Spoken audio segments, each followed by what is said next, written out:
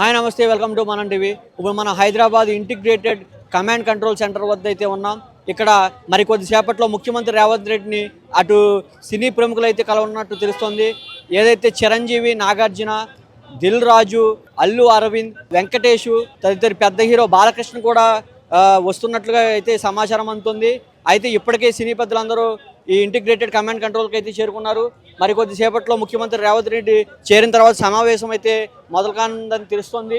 అయితే ఈ సమావేశంలో ప్రధానంగా ఏ అంశాలపై చర్చిస్తారు అనేది సర్వత్రా ఆసక్తి నెలకొంది.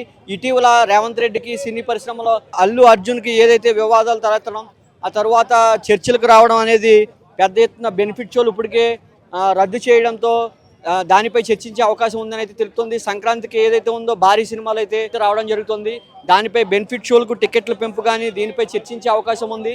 ఏదైతే చిన్న తరహా సినిమాలు ఉన్నాయో తెలంగాణ నేటివిటీ తగ్గ సినిమాల ప్రోత్సాహం గురించి కానీ హైదరాబాద్లో సినీ పరిశ్రమకు అభివృద్ధికి ఏ రకంగా చేయాలనేది కానీ పూర్తిగా చర్చించే అవకాశం ఉన్నట్లయితే తెలుస్తోంది.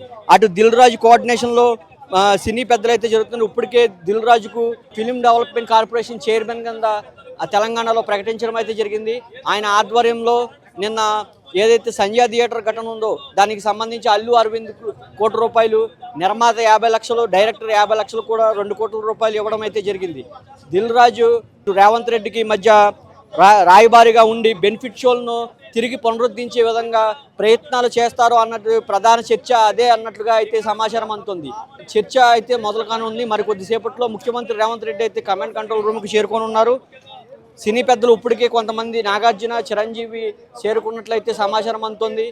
అయితే దీనిపై చర్చ అయితే సర్వత్రా ఆసక్తి నెలకొంది. రేపు సంక్రాంతికి రానున్న రోజుల్లో భారీ బడ్జెట్ సినిమాలు అయితే రిలీజ్కి సిద్ధంగా ఉన్నాయి. అటు గేమ్ చేంజర్ కానీ, అటు వెంకటేష్ సినిమా కానీ రానున్నట్టుగా సమాచారం అందుతుంది. ఏదైతే భారీ బడ్జెట్ సినిమాలు ఉన్నాయో దానికి ఖచ్చితంగా టికెట్ల పెంపు అనేది తప్పనిసరి అవ్వాల్సిన పరిస్థితి ఉంది. ఎందుకంటే సినిమా థియేటర్లోకి వచ్చిన సినిమా ఎక్కువ రోజులు ఆడే పరిస్థితి అయితే లేదు. అందుకే బెనిఫిట్ షోల ద్వారా ముందే రాయితీలు రాబట్టాలని సినీ పెద్దలందరూ ఆలోచిస్తున్నట్లయితే తెలుస్తుంది. దీనిపై పూర్తిగా ఇటీవల రేవంత్ రెడ్డి బెనిఫిట్ షోలపై తీవ్ర ఆగ్రహం అయితే వ్యక్తం చేశారు. ఆ బెనిఫిట్ షోలు బంద్ చేయాలి, బెనిఫిట్ షోలకు పర్మిషన్ అనేది లేదని కరాఖండిగా చెప్పడం జరిగింది. దానిపై ప్రధానంగా సినీ పెద్దలందరూ చర్చించే అవకాశం ఉంటుంది. ఖచ్చితంగా కొన్ని సినిమాలకు అవకాశం ఇవ్వాలని, బెనిఫిట్ షోలు లేకపోతే తమకు భారీగా నష్టం వాటిల్తుందని అయితే వారు చర్చున్నట్లు సమాచారం అయితే అందుతుంది.